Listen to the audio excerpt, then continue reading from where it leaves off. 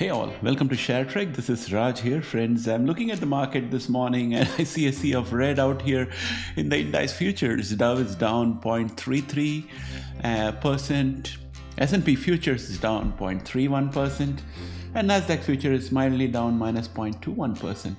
All these things have happened before, and yet the market opens and everything goes green. But this time we'll have to see if the trend will be repeated. There are some signs that there is a bit of fatigue setting in. Now, one of the things that I want to talk about first is this headline here, which says the Fed is likely to cut rates, but some worry it may not be the right move. And I agree with this, because the market is trying to say that inflation is around the corner and that would not be the right time to cut interest rates. Now, before I take you to the Tradingview platform and show you the bonds and emphasize this point, let's look at the disclaimer.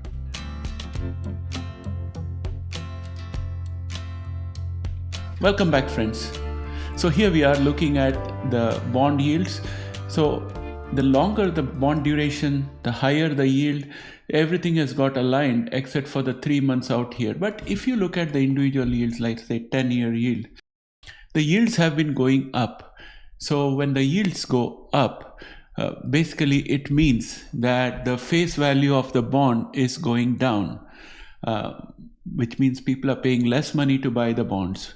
So if you look at demand and supply, when a supply of something is very high, the price goes down. So these bonds are in high supply and the price is going down.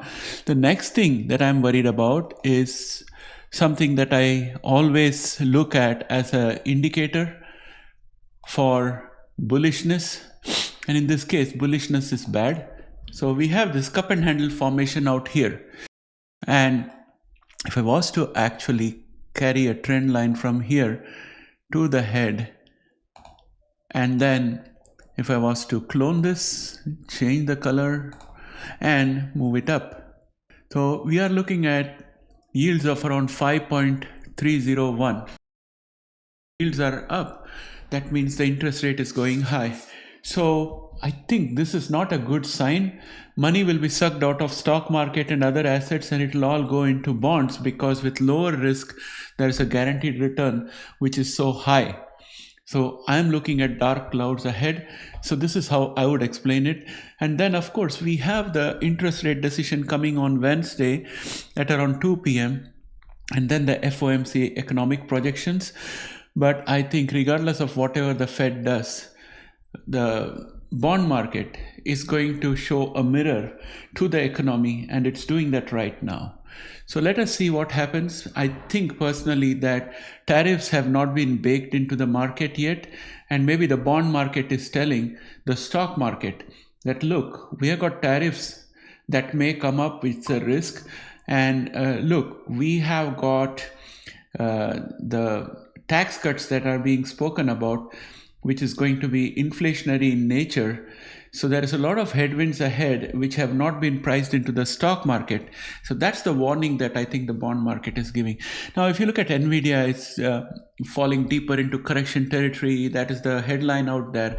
But I think this is a normal characteristic of NVIDIA. When we come closer to the earnings, the stock will go up, and after the earnings, it comes down. NVIDIA is the same company, and for that matter, even Tesla is the same company.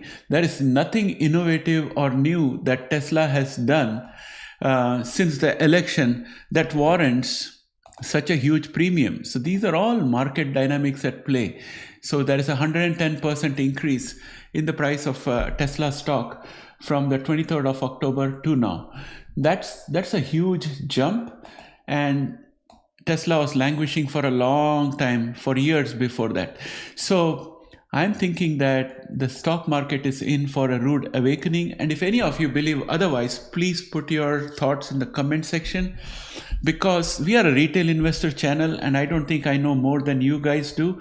I'm opening up and sharing my thoughts with you.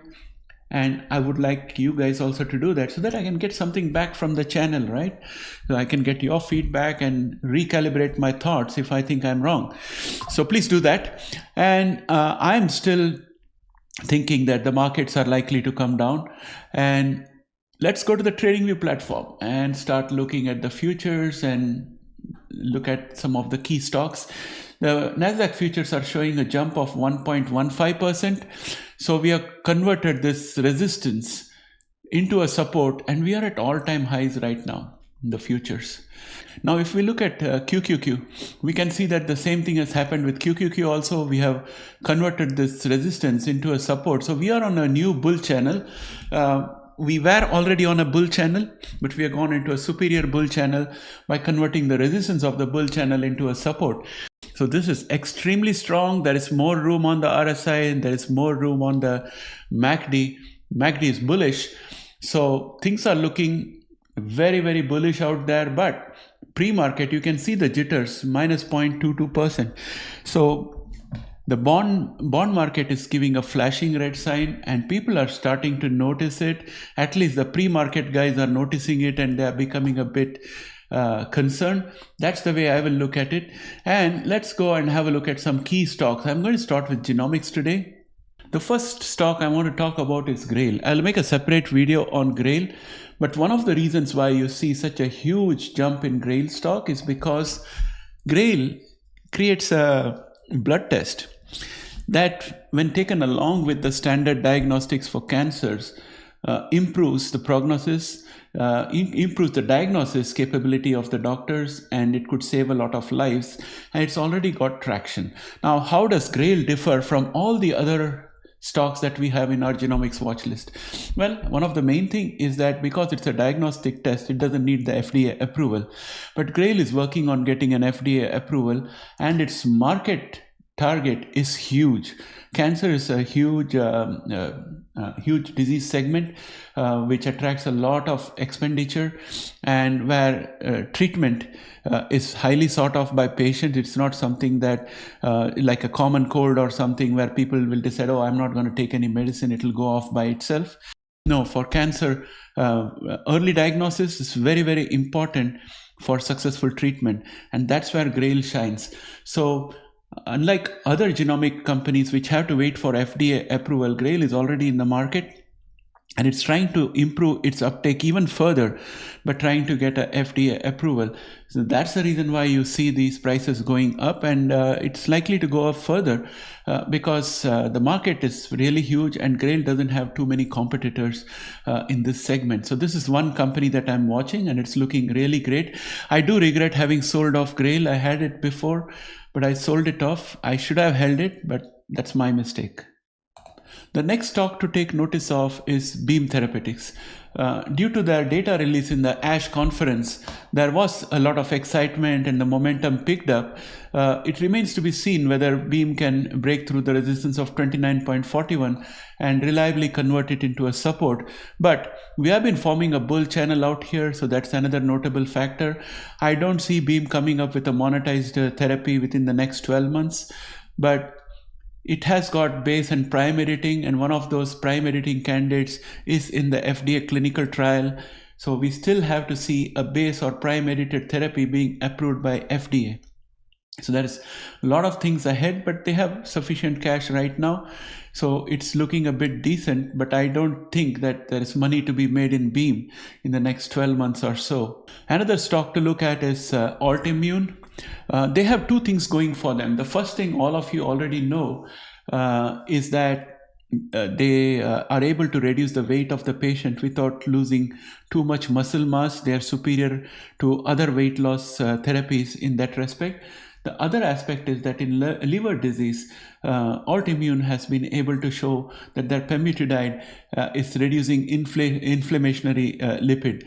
So that's another positive factor going in favor of Altimmune. And I personally believe it's just a matter of time before Altimmune becomes a blue chip as soon as pemvidutide is approved.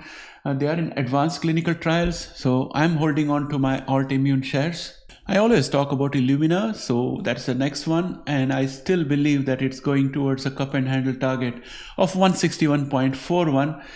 In pre-market action today, it's looking a bit negative at minus 1.23, but I have this diagonal line of support here, which I believe is going to help hold it back, and then there is another line of support at 141. 0.43. I'm going to color this as green so that you can see that it's going to give support. And I think the MACD and the momentum are not indicating anything positive right now, but they can change on a dime. So I'm going to hold out for Illumina until it breaks down below this diagonal line of support. If it does that, then I think I'd just discard this cup and handle target and say that the cup and handle failed. My last stock to talk about in genomics is Unicure. Taking the opportunity, the Unicure CEO has sold out, I think, $1.5 million worth of shares. So we will just watch Unicure. There are some good catalysts going on out there, but this huge gap up that we are seeing here is a matter of concern. It needs to be filled up, and it will happen sooner rather than later because our RSI is also very high. We have gone beyond the resistance of the past. And MACD is super bullish, so there has to be some turn. And the pre-market, you're seeing the price is turning back. It's down minus 1.15%. So there will be a lot of corrections out here in Unicure, in my opinion. Now turning to AI and technology. You would see that Google, which was a latecomer to the party, has already crossed its all-time highs. And this morning, it's fluctuating between mildly positive and mildly negative. So the pre-market participants are undecided, but they're not super bullish at this point of time. If you look at Tesla, Tesla is up 2.32%. And as I mentioned earlier on, I don't think this is justified by the fundamentals, but it is helping to push FNGU up, and FNGU is mildly down 0.94%, but all these days the growth of FNGU was driven by Tesla predominantly. If you look at Apple, Apple is negative 0.32 pre-market, Meta is negative 0.22 pre-market, Amazon is negative 0.26 pre-market, Microsoft is negative 0.27 pre-market, AMD is negative 1.40 pre-market, and Nvidia is also negative 1.65% pre-market. So by that token, FNGU should be severely negative in the pre-market, but it's only down 0.84%, and that's because Tesla is propping it up. Now, having said that, let us look at Palantir, which I think is kind of consolidating, and the bearish divergence that we had is probably getting corrected. So there are two possibilities. There could be a consolidation and then a move up, or we could start seeing the stock price fall. Pre-market, it seems like the stock is going to fall. It's down 2.89%. We'll keep a watch. MACD is bearish, but momentum is still pretty high. And the momentum could also be high because people are selling. We'll see what happens this morning because there's a lot of indecision around PLTR. And I personally feel that just like Tesla, PLTR is also overvalued. The other stock I want to talk about is Nvidia. Now, Nvidia has broken down below this support of 130.15 in pre-market trades. It's gone to 129.74. Now, our next immediate support is the 50-day exponential moving average. And let me put it on here. Next, I want to talk about ASML.